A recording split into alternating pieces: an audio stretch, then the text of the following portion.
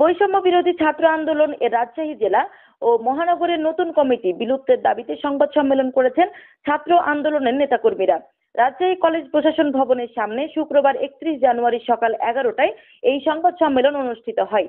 সংবাদ সম্মেলনে দাবি করা হয়, রাজশাহীর প্রকৃত আন্দোলনকারী ও শহীদ আলী রায়হান ও সাকিবা আঞ্জুম এর আত্মত্যাগের সাথে বৈষম্য করা হয়েছে।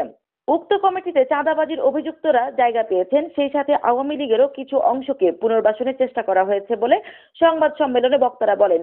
এই সময় বৈষম্য বিরোধী ছাত্র আন্দোলনের রাজশাহী জেলা ও মহানগরের কমিটি বিলুপ্ত করতে 24 ঘন্টার আলটিমেটাম দেন তারা। কমিটি বিলুপ্ত না হলে আন্দোলনের রাজপথে নামার হুঁশিয়ারি দেন সংবাদ সম্মেলনে উপস্থিত বৈষম্য বিরোধী ছাত্র আন্দোলনের নেতাকর্মীরা। এই সময় নতুন কমিটির পদ পাওয়া কয়েকজন নেতা পদত্যাগ করে সংবাদ সম্মেলনে অংশ নিয়ে তারা দাবি করেন তাদের না জানিয়ে পদ দেওয়া হয়েছে। তাদের দেওয়া পদের বিনিময়ে বাকি পদগুলো বৈধ করার চেষ্টা করছেন বৈষম্য বিরোধী ছাত্র আন্দোলনের রাজশাহী ও কেন্দ্রের কিছু নেতা। উল্লেখ্য, গতকাল বৈষম্য বিরোধী ছাত্র আন্দোলনের রাজশাহী মহানগর ও জেলা কমিটি ঘোষণা করা হয়েছে। রাজশাহী মহানগর কমিটিতে 115 জন এবং রাজশাহী জেলায় 148 জনকে কমিটিতে রাখা হয়েছে।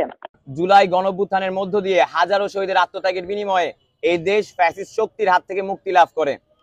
এই আন্দোলনের বীর সন্তান, রাজশাহীর গর্বিত দুই কৃতি সন্তান শহীদ আলী রায়হান ও সাকিব আঞ্জুম নিজের জীবন উৎসর্গ করেছেন। কিন্তু অত্যন্ত দুঃখ ও ক্ষোভের সাথে আমরা লক্ষ্য করছি, একটি স্বার্থান্বেষী মহল জুলাই বিপ্লবের প্রকৃত নায়কদের মাইনাস করে 5 আগস্টের পর সুবিধাভোগী কিছু অনুপ্রবেশকারীর মাধ্যমে প্রহসনের পকেট কমিটি গঠন করেছে। ঘোষিত এই কমিটিগুলোতে প্রকৃত আন্দোলনের সাহসী বিপ্লবী এবং নির্ভরযোগ্য নেতৃত্বকে বাদ দিয়ে আন্দোলনের চেতনা বিরোধী, বহিরাগত ও বিতর্কিত ব্যক্তিদের গুরুত্বপূর্ণ পদে বসানো হয়েছে। এই কমিটির নেতৃত্বে এমন অনেককে রাখা হয়েছে যারা সরাসরি ফ্যাসিস্ট আওয়ামী লীগের রাজনীতির সঙ্গে যুক্ত।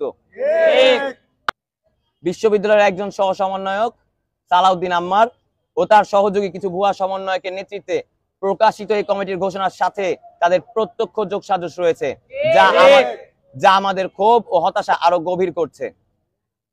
আমরা রাজশাহীর ছাত্র সমাজ এই অবৈধ পকেট কমিটি বাতিলের দাবি জানাচ্ছি এবং 24 ঘন্টার মধ্যে এটি বাতিল করার জন্য কেন্দ্রীয় সমন্বয়ক নাহিদ ইসলাম, আসিফ মাহমুদ এবং হাসনাত আব্দুল্লাহ ভাইয়ের হস্তক্ষেপ কামনা করছি।